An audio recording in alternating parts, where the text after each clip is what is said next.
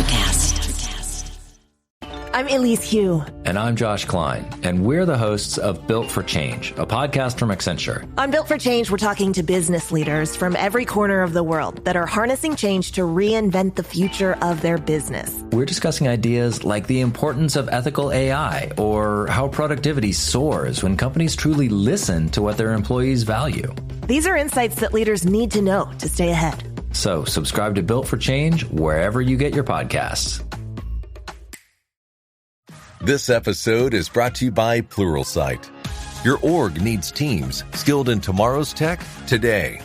Whether you want faster innovation, better customer experiences, or streamlined software delivery, those solutions require teams skilled and savvy in the latest technologies. Equip your people with the skills they need to make the most of today's tools and tech.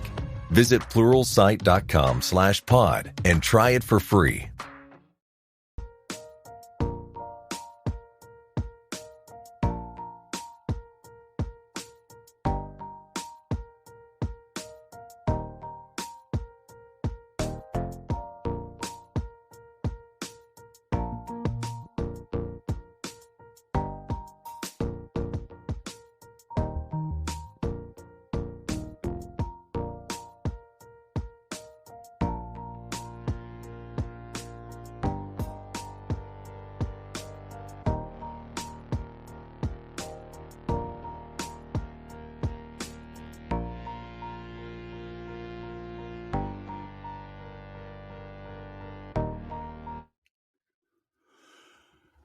Hello,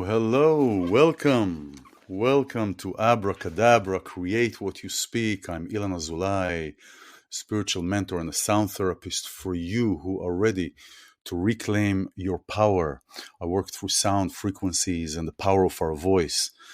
Abracadabra, this is an empowerment program, a program where I bring thought leaders, artists, scientists, anyone that is in their gifts and anyone that is here to support one another, to show their gifts to the world, and with that to empower and encourage another person. Even one person is enough. In the face of the urgent environmental crisis that the world faces, multiple solutions are necessary: technological, political, economic, ethical, and behavioral. While the Sabbath, or Shabbat, is rooted in Judaism, the Torah, or the Bible, is not only for Jewish people, but for the entire world to learn from, enjoy its wisdom that has known to our fathers way before science, and to spark our imagination for a better, more divinely connected self. Therefore, the Shabbat can be looked at as a solution to our global climate and earth crisis. How can the Sabbath be of service to earth? How can we take the gems about the Sabbath and apply it towards a sustainable solution for our dying earth or sustainable communities? We can do so much more for our world, for our communities, and for earth without actually doing anything. What a concept. My guest is Jonathan Schorsch, the founder of the Green Sabbath Project. Green Sabbath Project is to spark a mass movement of observance of a weekday of rest, Sabbath, Shabbat, a green Sabbath or a weekly Earth Day on which impact on the environment is minimized as much as possible. I want to bring Jonathan online, and there you are. Hi, Jonathan. How are you? Hello, Ilan. Welcome to my screen. Thanks for having me. Welcome to my screen. I have to deal here with headphones that crashed a little, but we'll do. Oh. Everything is we have to improvise, right? Exactly. Improvise. Thank you very much for joining. You're joining from Berlin, is that right? I am joining you from Berlin. I teach at a German university, although I myself am a thoroughgoing New Yorker. Oh wow, yeah, I could hear the accent. So please tell us, and tell me again, but tell our viewers, really, what is the Green Sabbath Project? This is really a concept. So please share with that. Please share with us. Please share with us that. With pleasure. Thank you for having me. I'm really honored and delighted. The Green Sabbath Project is something I thought of about 2 years ago. We finished our website really right as COVID hit big time. And as a historian, someone who studies Jewish history and the Jewish past and Judaism and the many things it has to offer us, still today, when I kept thinking about Judaism and the ecology, I kept, of course, coming back to the question of Shabbat, the question of the Sabbath, which is really the heart and center of Judaism and Torah and its program in many, many ways. And I really kept thinking it's fascinating how, to me, this ancient idea and practice is still so relevant, and how desperately I feel like we could use it in the 21st century, where we face these ecological crises of huge enormity and urgency. And here we have this kind of ancient spiritual technology of just taking one day off a week, and I feel like it's I feel like it's an ecological ritual or practice, and that's exactly what we need. I think as our societies are trying to figure out how to move to what some call an ecological or cosmological orientation, in the face of these environmental crises, Shabbat or the Sabbath, the idea of a weekly day of rest, seems to me a wonderful vehicle, a wonderful kind of weekly Earth Day ecological ritual that, that what does it mean to be an ecological civilization or cosmological society, a system that really thinks about the future, thinks about the well-being not just of the elite or the white men, but of everyone, and even non-human species, thinks of the well-being of ecosystems, et cetera, et cetera. And we have so far to go to get there.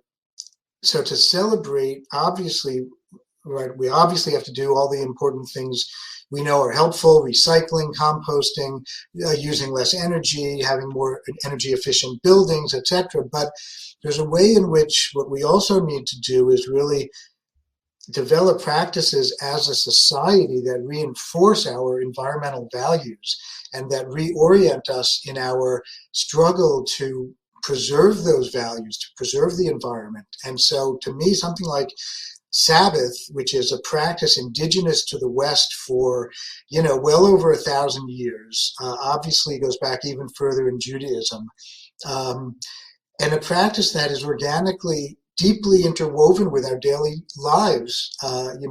6 days of the week we work now, in modern times 5 days of the week, and then thankfully we have a weekend, whether it's secular or religious or spiritual.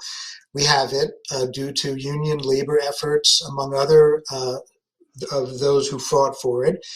And the idea, the ancient practice of a Shabbat, of a day a week where you essentially say to your employers, you say essentially to the economic system, I don't belong to you. You don't own me.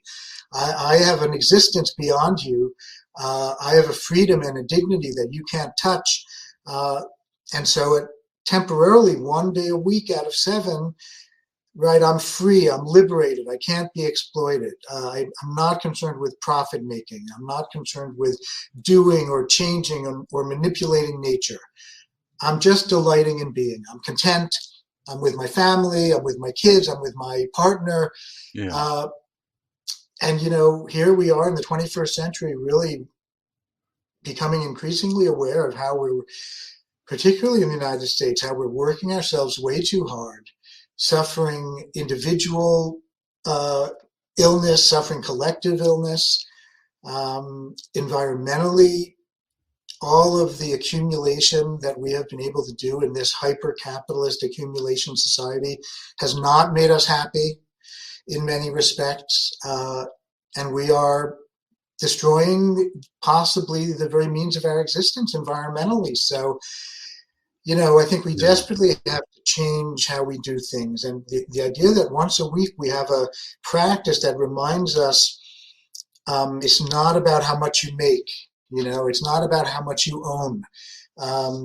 We have to remember the Sabbath comes in the midst of a radical program, a radical kind of theopolitical, socioeconomic program, right? Every 7 days you rest. So you have the weekly day of rest, and then every 7 years you have a sabbatical year, right? The Shemitah year, the sabbatical year in which in which, by the way, all debts are canceled. All private agricultural lands are supposed to be made public, absolutely common use, right? The commons. That's in Judaism, yeah. I'm Elise Hugh. And I'm Josh Klein, and we're the hosts of Built for Change, a podcast from Accenture. On Built for Change, we're talking to business leaders from every corner of the world that are harnessing change to reinvent the future of their business. We're discussing ideas like the importance of ethical AI or how productivity soars when companies truly listen to what their employees value. These are insights that leaders need to know to stay ahead. So subscribe to Built for Change wherever you get your podcasts. This is in Judaism, in the biblical system that Shabbat, that Sabbath comes in the midst of. So every 7 years, you don't work the land. You trust in God's abundance. You don't harvest. You don't irrigate. You trust that there will be enough naturally. And the private property aspect of land ownership also is released for the year. Can you imagine canceling all debts every 7 years? In our system. Yeah, what a concept. Right? And then, exactly, and then every 7 times that cycle, right? So every 7 times 7 years, we have this Jubilee year, the Yovel, and the Jubilee year on the 50th year is the kind of culmination of this cycle. And it's also a sabbatical year. All slaves are freed. All lands revert to their original owner. So you have this economic system that is designed to prevent economic disequilibrium, right? The system itself is meant to kind of fix itself every 7 years, every 49 years, and every 7th day, and not become so imbalanced, not become so unequal that it becomes unhealthy, that it becomes unfair. That's right. And even so our body. Sabbath is part of this radical program. And we forget that. Even those of us who keep Sabbath in a traditional sense, Christian, Jewish, or Muslim, often forget that the main purpose of the biblical Sabbath was Zecher L'Maaseh Breshit, right? In commemoration of the creation of the world. It was to celebrate just the fact that we exist, that there's something here beautiful that we share. So it's a deeply ecological practice, even in its biblical origins. That's right. That's right. This anyway, is. I can go on and on about. No, I get you. I totally get. I hope that gives you some introduction.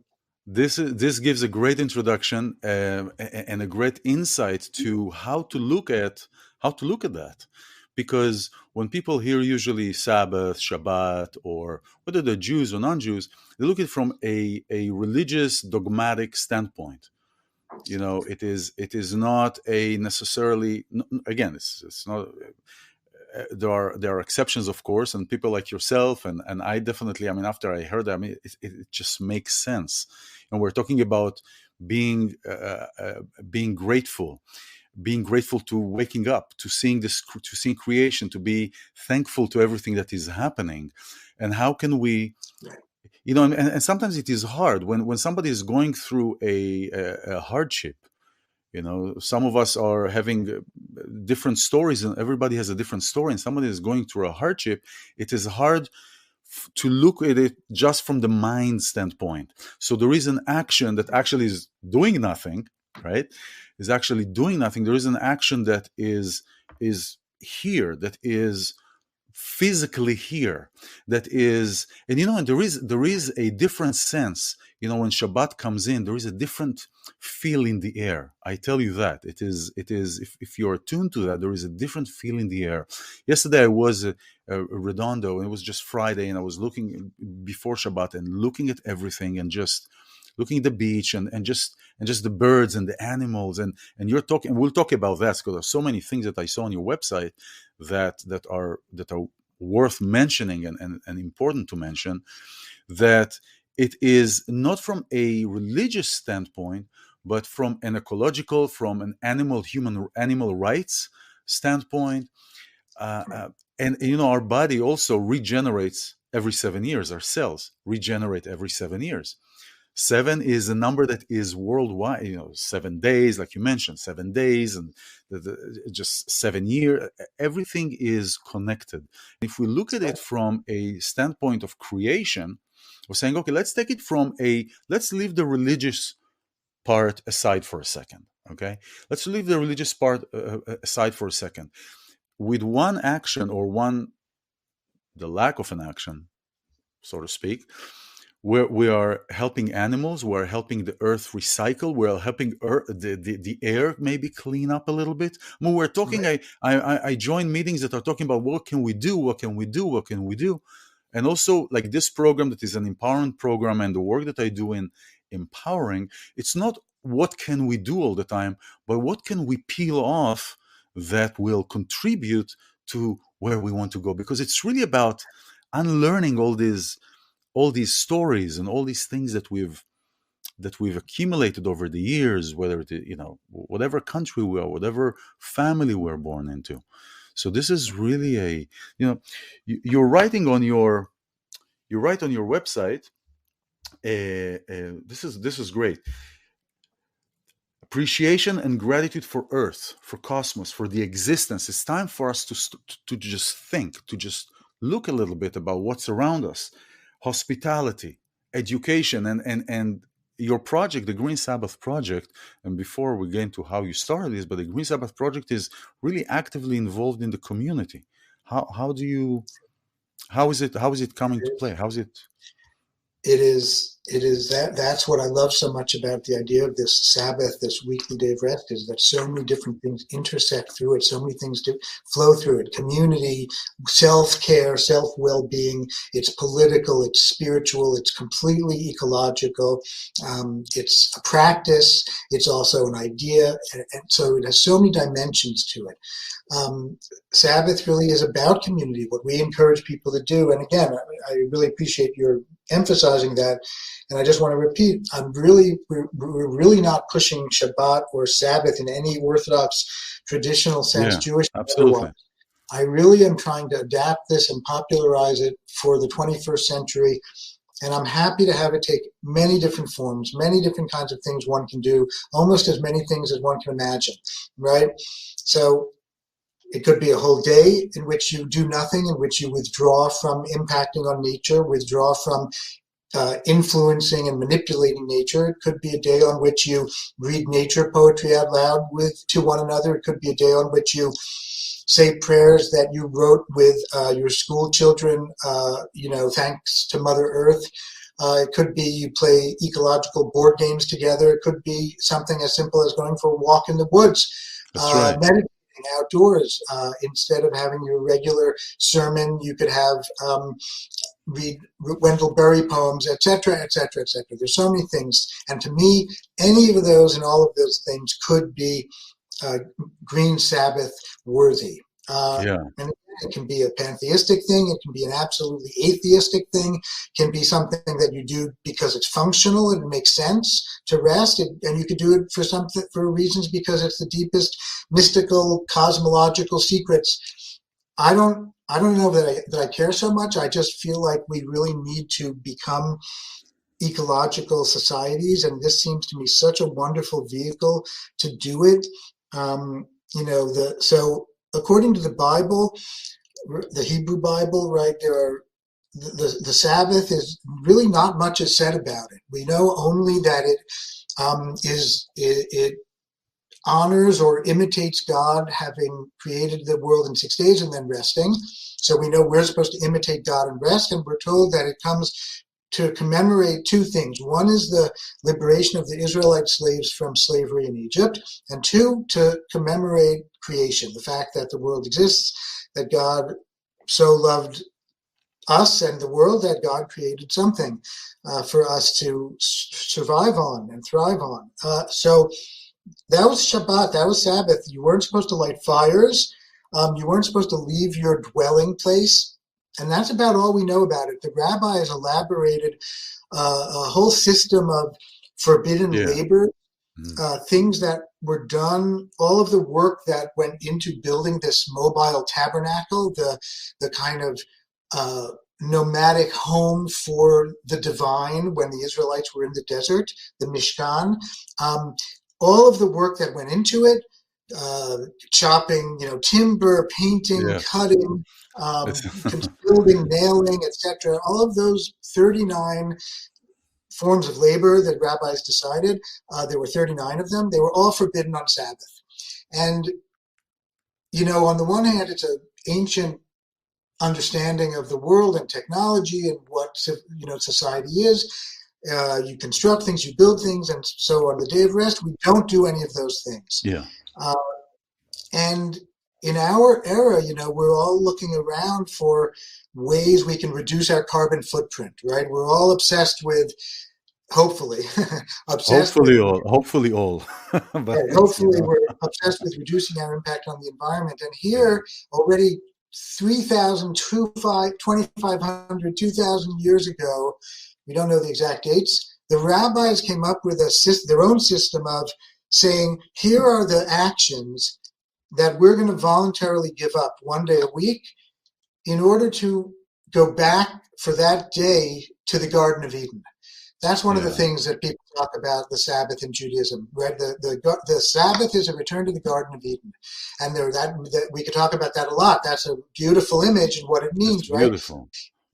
It's like the Garden of Eden because one can rest, one doesn't have to work, one lives purely from divine abundance, right? And coming into unity with earth, back to Eden, the unity. Yeah.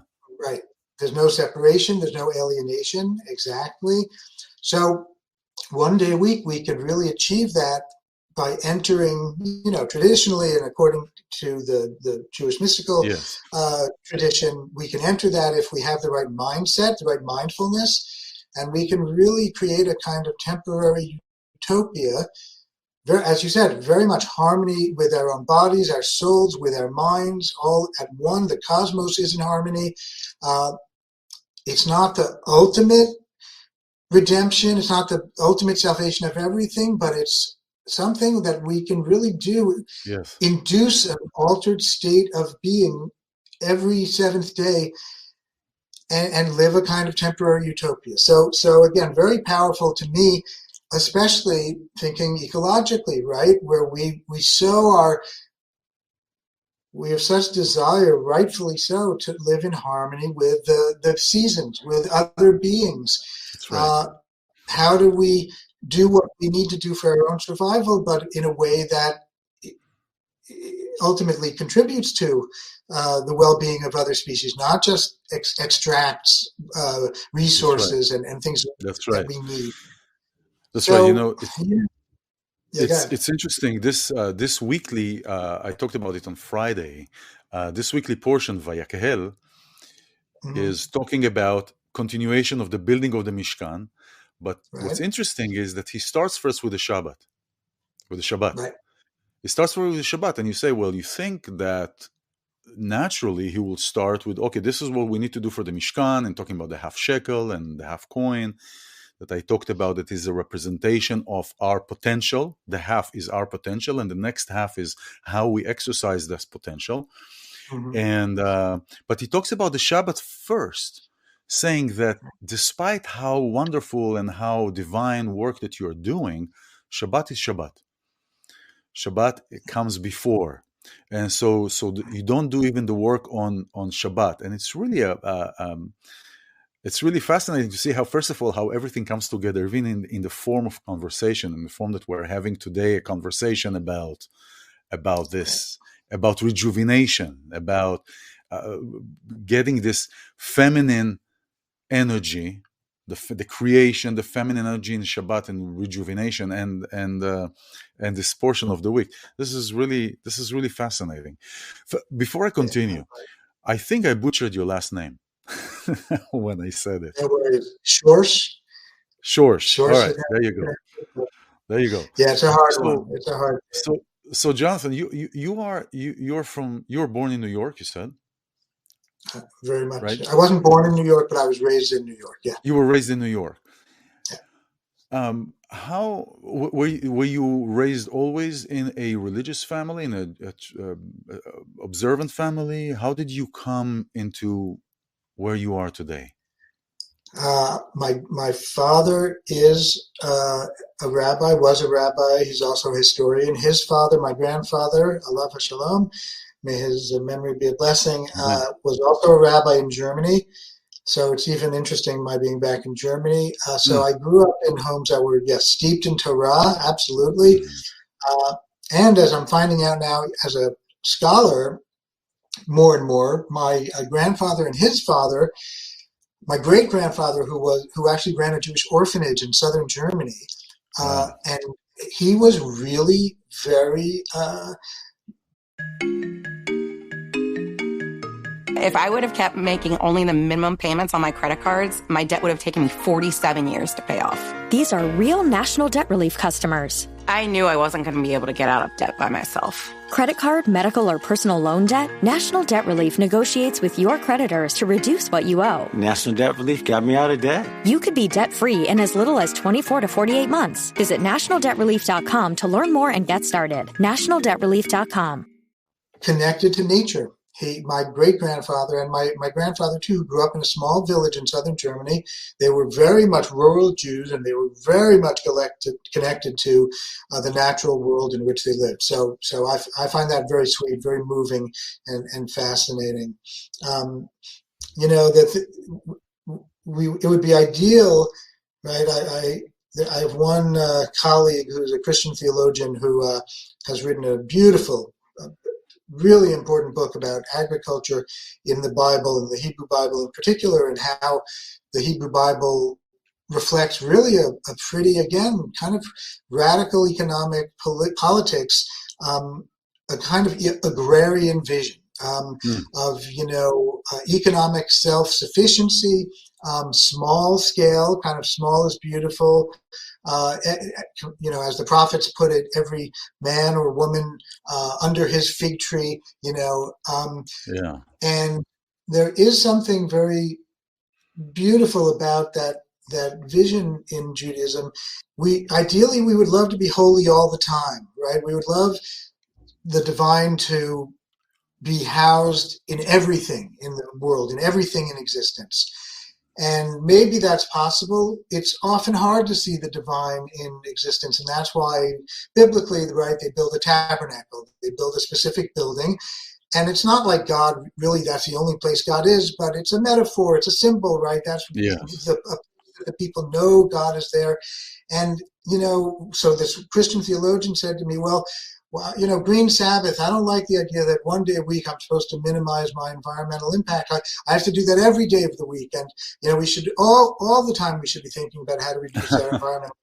And I said, yes, absolutely, you're completely correct. But it's hard for people to always be holy. It's hard for people to always do the right thing. And in a way, the power of ritual, the power of a practice, is precisely that as a vehicle, as a vessel. It challenges you, it provokes you, hopefully positively, right, to take advantage of this form and fill it with something, right? And, if we could meditate all the time and be mindful and always connected and not alienated, we would do that. But who can keep that up? That's an impossible level, right? Well, one day a week is something doable. You can remember one day a week. Oh yeah, thank God there are days of the week. Thank God we have a planet we can live on, to work on. Thank God that we have vegetables to eat. Thank God we have a community and we bury our dead nearby, and that roots us to the soil near us. And I mean, et cetera, ritual. Well, we are always, we are in duality, right? We live in duality. We have the flesh, we have the soul. We live in duality, so it's always like a pull and push.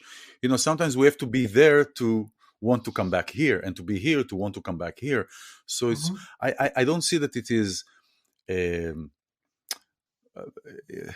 that it is very, like you said, not many people can be constantly in one place of divinity, on one place of connectedness, on one place, because we are immersed in this world. We are immersed in this creation, and the divine. While the Mishkan is, as you said, is a metaphor, is a place of coming together. Maybe it's an idea of focusing of being focused on when we want to do something. When some people cannot work from home, so they have to go out to the office to have the feel that they are working, and then they can get work done.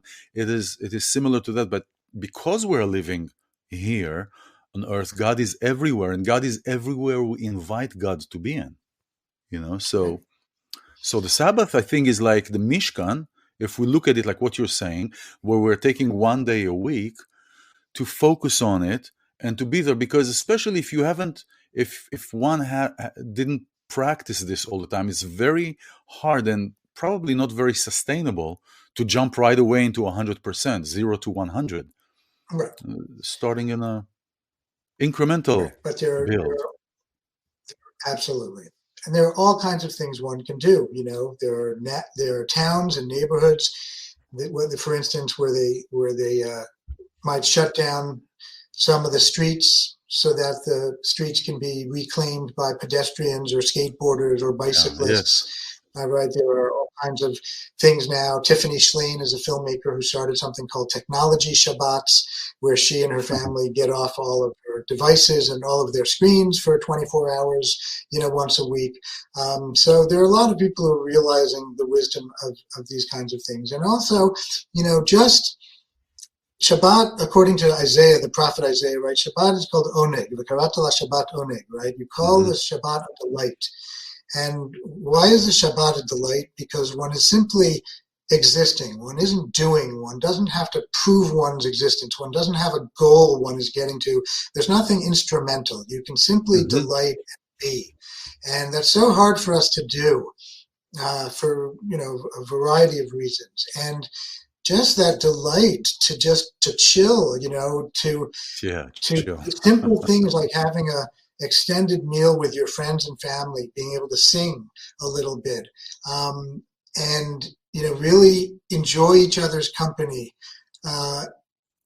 and enjoy the gifts of the world, around us that we hopefully helped grow and produce, and really to enter that mindset is so important for us. We're so busy running and chasing. That's and right. Grabbing and yearning and desiring, and so this idea, a practice, a self-discipline, whatever we want to call it, of just saying to ourselves, we have enough. Or this is, what do I need? What do I really need? What else do I really need? I have my health. I have my family. Thank God. There's a way that when we think about the ecological crises, yes, of course, they're technical, scientific crises, but they're really spiritual crises. We have especially a now. We can't figure out how to satisfy ourselves. Yeah. On the basic level, nothing is enough for us. Yeah, go ahead. The difference between having much than having everything, than to having everything, right? Jacob and Esau, right? He said, I have much. I said, I have everything. So it is really a spiritual look at things. When I talk to people or anybody is asking, I said, or when I work with clients, the main point to start looking at things is to understand that everything physical in this realm has a spiritual reason and cause. And if we look at if we shift the lens that we look through, we will see things in different light, in different manner. Exactly. So for you who are joining Abracadabra, thank you for joining. I'm here with Jonathan Schorsch. He is the founder of a Green Sabbath project, a project that takes this day of once a week of Shabbat, of Sabbath, regardless of what affiliation or any religious affiliations you have, but a relaxing day for you, for Earth, because when we relax, we allow ourselves to rejuvenate and relax. We're also rebuilding Earth and giving back to Earth, because we came here, we have this beautiful, harmonious bowl. We got everything. We have food. We have medicine in Earth, plants, medicine. We have everything, energy, and we are just the taking and taking and taking and taking, and eventually, it comes to an end. So this is really encouraging, because when I first saw that, and I was like, when I saw you are in Germany, I was like, are there any other communities, affiliations around the world that are associating with you? I saw you have several videos, several speakers on your website, and your website is listed down here, greensabbathproject.net. Yeah, thank you. And Thank you. so, Yeah, we have all kinds of connections around the world. Because of COVID and the pandemic, it's been impossible to do in-person events, which has been harsh for all of us in many ways. And because Sabbath is really about becoming hyper-local and just really communing with your friends and your family, not needing to travel, not needing to go anywhere, because where you need to go, you have everything right here. Right?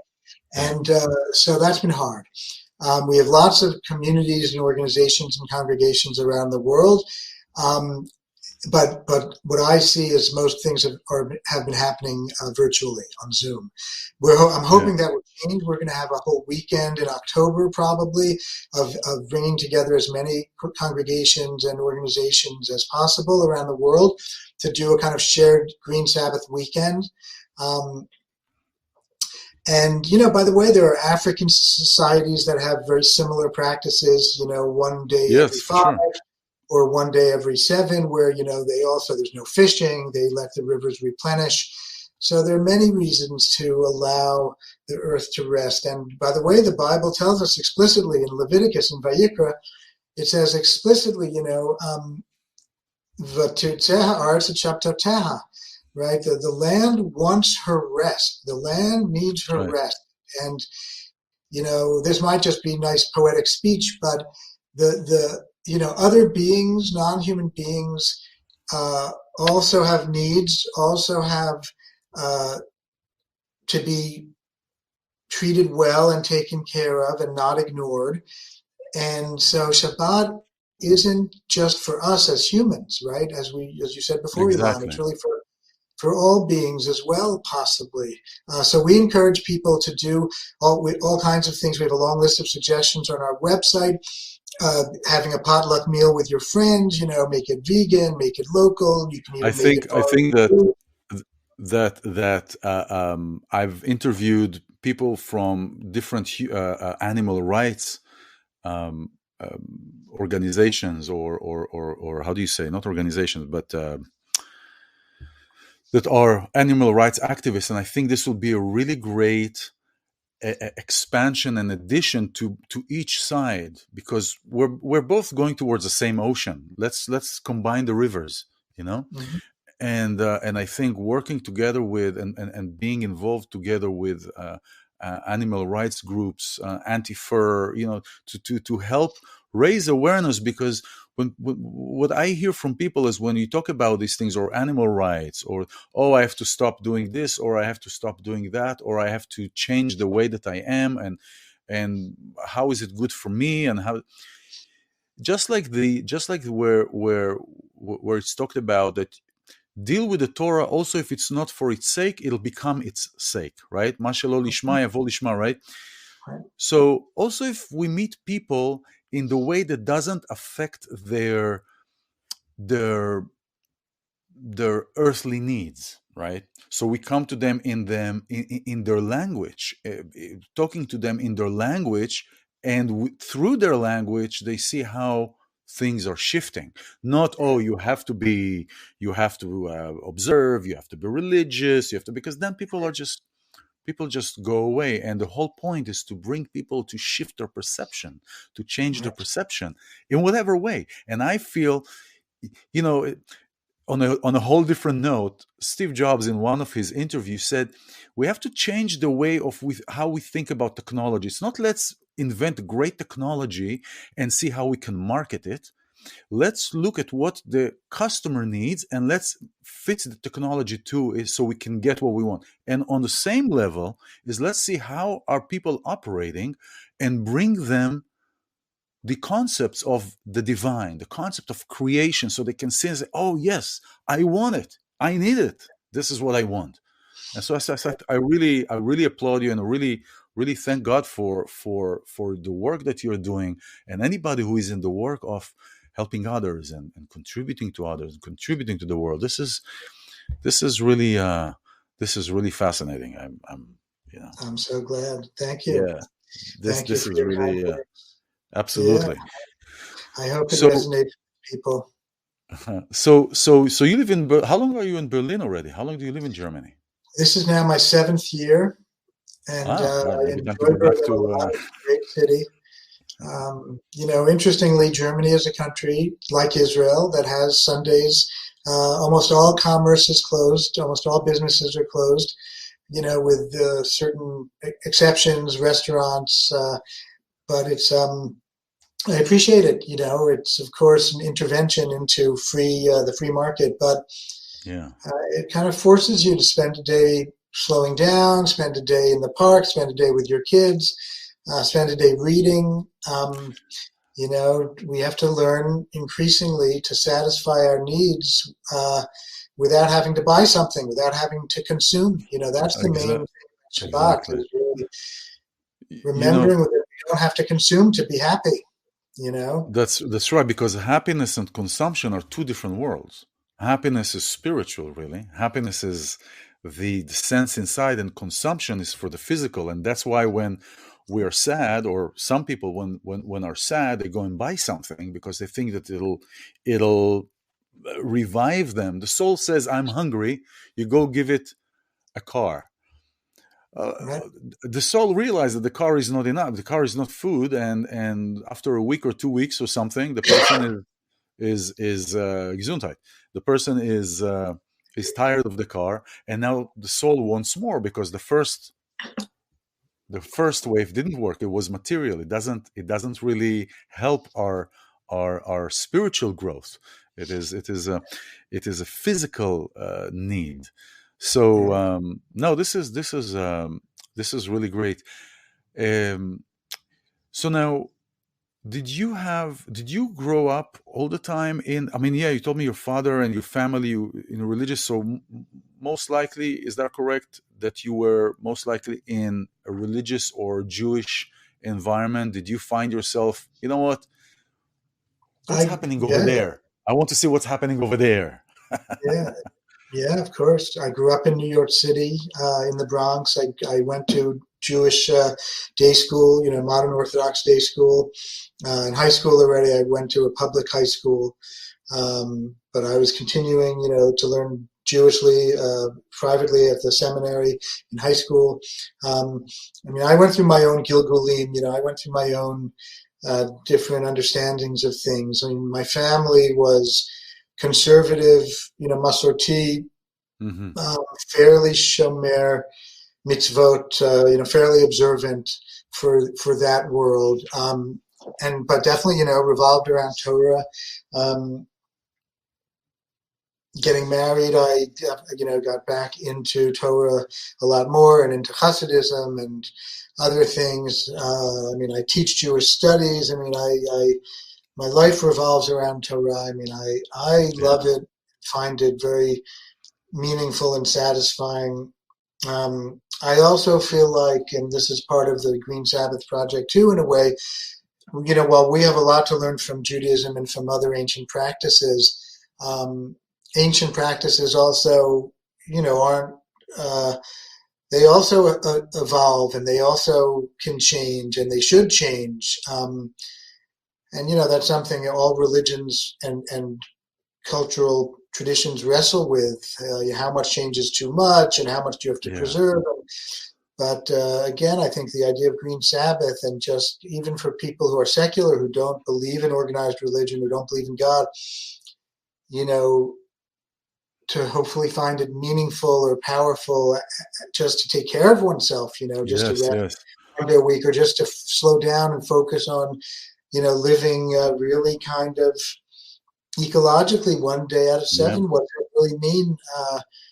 And again, it's not like Green Sabbaths are not like a substitute for all of the other actions we have to do. It's not of course, it's an addition. It's one more thing. It's one more thing we can not do. So, I don't know. I feel like, religion also has a lot to learn from from the world as it changes. And we need, I feel like we desperately need ecological rituals and ecological practices. This is And great. this is one that is just seems to me supremely relevant and resonant. So even just the thinking about it, and it's so powerful. It's the hardest thing in the world for us moderns to do, us Western moderns, I think, is to slow down, to not do. We're so used to achieving. So much of our culture is achievement culture. Well, I think this time, this Coronic era, as I call it, really achieved the opposite of its creator's intent. The intent, as I see that, is to create isolation, to create separation, to keep people in survival mode so they don't think critically, to be separated, to be at homes. And what it created, actually, it brought many, many, many people into the understanding and the experience that, oh, how much we need one another. Oh, how much connection is important. Oh, how much togetherness is crucial and divine just by its creation, just by its need, just by the need to be connected. So it brings people. So when I came across this project, it was fascinating because it's not coming through a religious, dogmatic standpoint, but it comes from exactly what we need. It is the connection. It is the connection to earth, the connection to trees, the connection to one another. And so I'm really, really happy that you're here, and connections to different groups, to different people is so important. And that's why this program is here. That's why this platform is here, to encourage people to come together, to encourage people to support one another, to empower one another, to be there for one another, because our power is in our unity. Right. This is really with our power. To you who are watching, or who is watching now, or all the groups that I'm sending this to, Jonathan Schorsch is the founder of Green Sabbath Project, greensabbathproject.net, a project to bring everyone together through one day. Boom, that's it. Bring everybody together through one day, to bring everybody towards creation. Jonathan, I'm really grateful that you are here. Is there last words before we say thank you and à tout à l'heure and later? Thank you. I'm just really grateful that you heard of us and thought to invite me, and I'm glad we had a chance to know each other a little bit and share our views on the world. And really, I invite you and all of the people in your network to join us in October. I'll be happy to send out announcements. Please, what's in October? Share with us what's in October. We're going to do a shared Green Sabbath weekend where, again, people can do what they want to do, whether it's Friday, Saturday, Sunday, religious, not religious. You can do a group meditation. You can get together and read some nature poetry together, hopefully in person by then. And that's what we try to encourage every week. It doesn't have to be anything fancy. In fact, the opposite. And again, that's the paradox and our website plays with that intentionally. Is there nothing we can do to save the environment? Yeah, precisely. Nothing may be really one of the best things you can do. So this idea exactly of we can actually kick back, would be cool, doing nothing, and not feel guilty. What would be cool is in October, the weekend that you're doing the event, and the event for everybody around the world, is to have some kind of a platform where everybody can broadcast what they're doing that day. So it becomes a virtual experience of that weekend in October. So if somebody is doing meditation, sound healing, all these, but broadcast it directly to your platform, and then it's like this is really great. This is really great. Everybody. Idea. I like actually that idea you had. So we will have a Zoom event at the beginning of the weekend, and then we'll have different environmental leaders, religious leaders speak, and have different breakout groups. It'll almost be like a kind of how-to training, how to do this at home, for yourself. Yeah, that's wonderful. That's wonderful. Friends. And then we'll do our in-person things around the world. And at the end of the weekend, hopefully we'll have a second Zoom kind of get together again, closing meditations and say, share our experiences, and hopefully we'll do this every year. But that's wonderful. Check out the website, get in touch with us. And that's wonderful. I'll be happy talking to you about doing sound healing. So maybe we could do that and broadcast it into your platform. That'll be wonderful, because I work with sound frequencies, and everything is about frequencies and energy. So this is great. I'm really, really blessed to know you. Just stay on the platform after the broadcast ends, and we'll talk a little bit. I want to thank everybody who is here. I want to thank Jonathan Schorsch for being here. Thank you for being here. Thank you for the courage to be here and to listen and to participate. Everybody for one another. And thank you for joining. This is Abracadabra, Create What You Speak. I'm iLan Azoulai, and I will see you sometime soon. Yes. Hi, this is Megan Kane. And this is Jason Zook. And we're the hosts of Psychic Visions Podcast. Have you ever experienced deja vu or wonder what life after death is like? Or maybe you walked into an old building and got goosebumps or chills down your spine. Chances are you're having spiritual experiences without even realizing it. Our show will cover a variety of topics, from astral projection to UFOs, manifestation, to the power of positive thinking and even healing energy. If this resonates with you, then this is your sign from the universe to check out our show. Find us where all podcasts are available. Psychic Visions, more than meets the eye. Electricast. Wild 95 is the country station on Autolus, bringing you the hits from today's chart toppers, some new up-and-coming hits, and a handful of those country hits from the past. We bring you great on-air personalities on top of all of that great music. Download the Autolus app for the best of today's country music all day and all night. Come on over to Autolus.com/Wild95. Electricast.